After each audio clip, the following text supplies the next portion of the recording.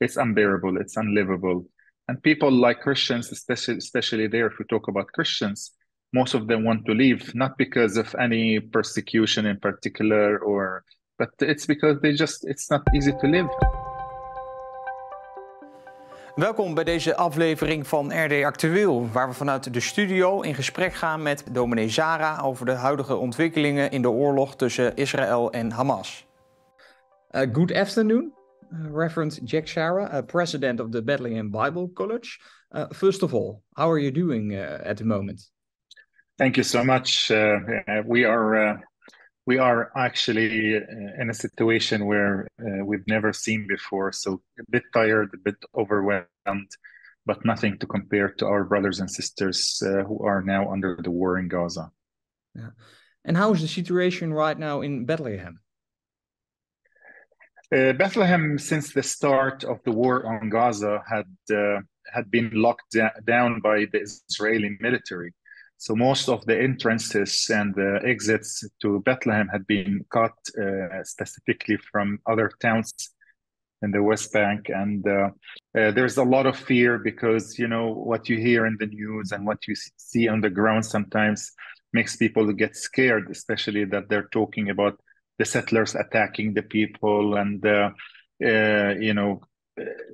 if after they finish Gaza, it's going to be the West Bank, things like this that might be not right, but it will cause fear in the hearts of people. And Bethlehem depends a lot on the connection with Jerusalem, depends a lot on tourism.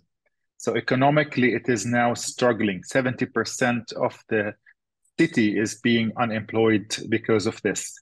So it does create not just the political atmosphere and the pain over the bloodshed that's going on, but at the same time, people here personally will be impacted. The past week we heard about the terrible situations in Gaza. How are our Christian Palestine brothers and sisters doing at the moment? Well, it's very hard in Gaza. If you're talking about the Christians in Gaza in particular, of course, you know, if you ask them, they are integral part of the fabric of the society there. So they're not secluded. They're not in a way separated. You know, they live among Muslims, among Palestinians. So they are Palestinians like everyone else. And their life is in danger like everyone else. But somehow during this week, they all took refuge inside the churches, thinking that the churches might not be hit. So there are over 800 people now as refugees inside the Catholic Church and the Greek Orthodox Church. Just before this meeting, I was in another meeting trying to mobilize some help as soon as there is opening for Gaza. What we are doing right now as an organization, we have made some contact with some shops inside Gaza that still have some food, that still have some groceries or canned food.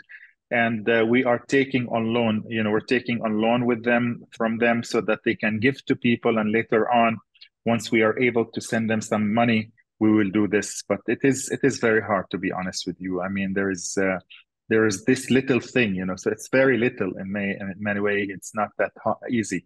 And what do you think about Hamas? Well, it's not what I think about Hamas. Hamas has been there for many years. It's not Hamas that we think about. When we think about the people that are in Gaza. We think about the 2 million people. It's not the organization as much as who are there. Gaza has been blockaded 15 years, whether it is because of Hamas or the occupation or Israel. The reasons are many. But what matters on the ground is what's happening to the humans.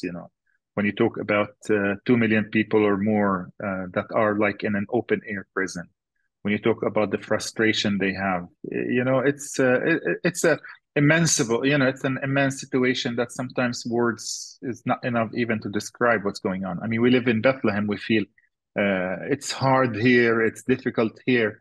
But to be honest with you, we cannot even compare it to the situation in Gaza. It's unbearable, it's unlivable. And people like Christians, especially there, if we talk about Christians, most of them want to leave, not because of any persecution in particular, but it's because it's not easy to live. And many of them have families outside Gaza, so they rather to go and live outside rather than staying inside. And those who stayed are barely 1,000 people nowadays. And do you see a way out of this war? The only way out is that we will have international pressure and specifically the intervention of America. But it seems that even America is taking a certain side, so it's making it harder. So honestly, I don't want to lose hope because, I believe in Jesus Christ, the Prince of Peace, the God of hope, who still could give hope to the people amidst a very difficult situation. Today, we were meditating on Psalm 122, how can we live inside all of this turmoil that is going around here? And it's really to kind of like going into the presence of God and taking his side over things. I think Jesus is crying over what's happening. Yeah. And do you feel the support by Christians from all over the world? No.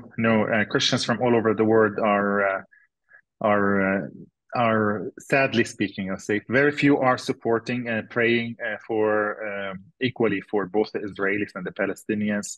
But the feeling we are getting, and most of the Christians here are getting, that even the Christian world have left us. I mean, before this war, just check on the record how many churches have been burned or attacked. And no one, even the churches in Europe, has not said anything. And this gives us the feeling that Palestinian Christians don't matter. They are there as a nuance. They are there as actually, maybe I've actually had someone telling me this in my face. You Palestinians and Palestinian Christians are a stumbling block for God's plan of salvation for the Jewish people. I said, come on. We've been here before, even probably our ancestors been here since the first century, for 2,000 years.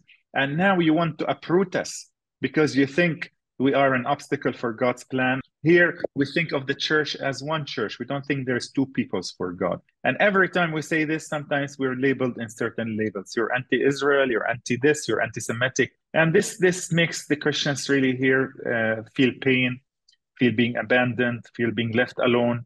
And sometimes we say, it's okay, leave us alone, just leave us alone. Don't preach on us, don't teach us, don't tell us. We will do what we feel God had told us to do. Just pray for us. Yes, what are you praying for? We're praying that the war will stop. We're praying that there will be opening for humanitarian aid to come into Gaza. We're praying that the Christians will see our country, our peoples equally, Israelis like the Palestinians, with no favoritism. We're praying that the church will be the church and not political body that will be basically kind of like taking sides. We're praying that the Lord will use us to be a light in midst of this. We are very small. We are very tiny as numbers in terms of the majority Muslims among our people. But, we still believe when Jesus used the salt image, the salt of the earth and the light of the earth and the mustard seed image, we still believe that even though we are little, God could use us for a major change, especially leading people to God's kingdom. What can Christians in the Netherlands do for Christians in Palestine right now? I think we need a message of encouragement. To be honest, we're very discouraged by the situation. I think the churches in Holland, I wish they'll start connecting with people like us. I'll be very happy to connect you with evangelical churches, so Protestant churches and other churches here to send us messages of hope, encouragement. We are here anyway. We will last here. We will continue on resilient people in the midst of all this conflict that is going on. Sometimes we feel we are between a rock and a hard place, yet we want to be here because we believe that God is calling us for our people, the Palestinians. Encourage us, support us. Maybe if you want to come and help us, you will be very welcome, actually. Dutch Christians are often pro-Israel. What is your response to that as a fellow disciple of Christ? I think they need to check their hearts why. What is the reason behind this? Is it because of biblical or theological or guilt or whatever? Honestly, I wish it's not just the Dutch, to be honest. I mean, I have to be fair with the Dutch people. It's not only the Dutch, it's also other people groups. But all of us need to check our hearts. Why do we have certain views? If it's theological, because you think, Israel is a fulfillment of the promise and things, that does not mean that I show favor or love Israel and hate the other. Love Israel and love its neighbors. Love Israel and love the Palestinians, at the same time. And I think, sadly, Palestinians feel not all the Dutch Christians, some Dutch Christians have taken a very fanatic, fundamental group to the point that sometimes Palestinians might not even come to Christ because of this stumbling block. So we don't need to be a stumbling block. We need to be a step for people to come to Jesus rather than sending them away from him. Yes. Jesus was a Jew. Does that impact your vision on this conflict? No. All the disciples were Jewish. Many of the Palestinian Christians used to be Jewish in the past, in the old. The first century Christian church started with a majority Jewish people in Jerusalem. But then, it's no longer the ethnic background that matters in front of God. It's every human being. Jesus came in a context, in a setting. Maybe if Palestine then was not Jewish, was something else, who would come in a different form. God, in his incarnation, in his fulfilling the time and the promises, he came into a certain setting. But Jesus is no longer only a Jew. He's everything for everyone. He's the salvation for every human being. John 3:16. It's Jesus himself who said it to us, that so God loved the world, and the world means the cosmos, everyone who lives in the world, including Palestinians as well. Thank you very much for your time and for your interview, Reverend Jack Sara, president of the Bethlehem Bible College. Thank you very much. Thank you so much, Robert. Blessings to all those who are viewing this episode. Wil je op de hoogte worden gehouden van de situatie in het Midden-Oosten? Download dan hier gratis de app van het Reformatorisch Dagblad en abonneer je op ons kanaal.